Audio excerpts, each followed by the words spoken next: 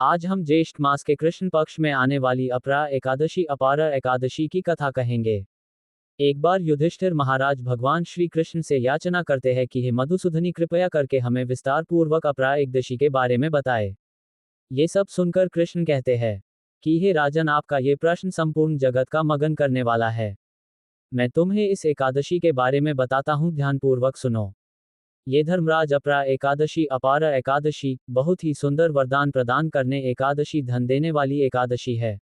जो व्यक्ति इस व्रत का पालन करता है वो पूरे विश्व में प्रसिद्धि प्राप्त करता है। इस व्रत के प्रभाव से ब्राह्मण हत्या, दूसरों के प्रति निंदा, दुराचार आदि सब पाप दूर हो जाते हैं। यहाँ तक कि परस्त्री गमन, झूठी गवाही देना, झूठ बोलना, इस तरह के घोर पाप नष्ट हो जाते हैं। हे राजन, ये एकदशी सभी पापों को ऐसे काट देती है जैसे एक कुल्हाड़ी बड़े से बड़े पेड़ को काट देती है।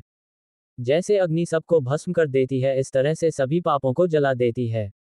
रणभूमि से भाग जाने वाला क्षत्रिय, गुरु की निंदा करने वाला शिष्य, अत्यंत पापी व्यक्ति भी अगर इस अपरा एकादशी का पालन करता है, वो भी आध्यात्मिक लोक में जाने का अधिकारी बन जाता है। पुष्कर नदी में कार्तिक पूर्णिमा में स्नान करने से और गंगा में नदी में पितरी को पिंड दान करने से जो फल मिलता है, वही फल अपरा एकादशी के पालन करने वाले को सहज ही मिल जाता है। अपारा एकादशी व्रत कथा। आपदा या अचला एकादशी से सुख, समृद्धि और धन में वृद्धि होती है। इसकी कथा इस प्रकार है। प्राचीन काल में महिध्वज नाम का एक पुण्यवान धर्मात्मा राजा रहता था, और दूसरी ओर राजा का छोटा भाई वज्रध्वज बहुत ही क्रूर और अधर्मी व्यक्ति था। वह अपने बड़े भाई से अत्यंत द्वेष करता था। इसी ईर्ष्या के चलते उसने एक दिन अपने भाई की हत्या करके उसके शरीर को एक पीपल के वृक्ष के नीचे गाड़ दिया। इस अकाल मृत्यु के कारण राजा प्रेत बनकर उसी पीपल के वृक्ष पर रहने लगा। एक दिन अचानक धौम्य नामक ऋषि वहां से गुजर रहे थे। ऋषि ने उस प्रेत को देखा और अपने तपोबल से समझ पाए कि किस कारण से इसे प्रेत योनि मिली। करुणामय होकर उन ऋषि ने उस प्रेत को वृक्ष से नीचे उतरा और उसे परलोक विद्या का उपदेश दिया।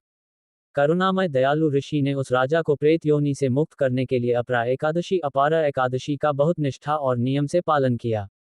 ऋषि ने उस अपरा एकादशी से अर्जित समस्त पुण्य उस प्रेत को अर्पित कर दिया। इस पुण्य के प्रभाव से राजा महिध्वज की प्रेत योनि से मुक्ति हो गई। ऋषि को धन्यवाद व्यक्त कर राजा महिध्वज दिव्य देह धारण कर स्वर्ग लोक चले गए। कथा का समापन करते हुए भगवान श्री कृष्ण कहते हैं, हे प्रिय युधिष्ठिर, जो व्यक्ति इस व्रत का पालन निष्ठा से करता है वह राजा महिध्वज की तरह स्वर्ग लोक को प्राप्त करता है। और इस दिन व्रत को रखने से सुख, समृद्धि और धन में वृद्धि होती, व्यक्ति की सभी मनोकामनाएं पूरी होती है।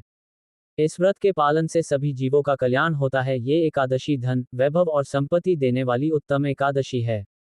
उनकी निष्ठा और नियम से सभी का पालन करना चाहिए और अपना कल्याण करना चाहिए।